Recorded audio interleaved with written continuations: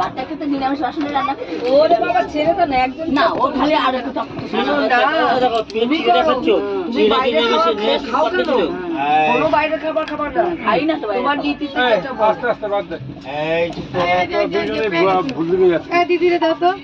দিদি একটু খেতে মন চাইতে দাও। যার মনে যেটা চায় ওর মনে চায় না খাবে না, তোর মনে চাইবে তুই খাবে, সোজা কথা। আমি কারোর কথা দাঁড়ি না শুনি না, আমি আমার মত মতো দিচ্ছি, আমি তো মাছ দিয়ে খাচ্ছি। আমাদের কোনো পয়সা নাই দাও। এই ব্যাটাটার কথা শুনলে হাসতে হাসতে মুখ বেরিয়ে যায়। যারা বাপুর সাথে তারাও পোষায়। সারাদিন পাই না, রাত একসাথে দিনে। খাবে না। প্রসাদ আমরা যারা খাচ্ছে মাছ তাদের সঙ্গে দেবো না, আলাদা খাবো।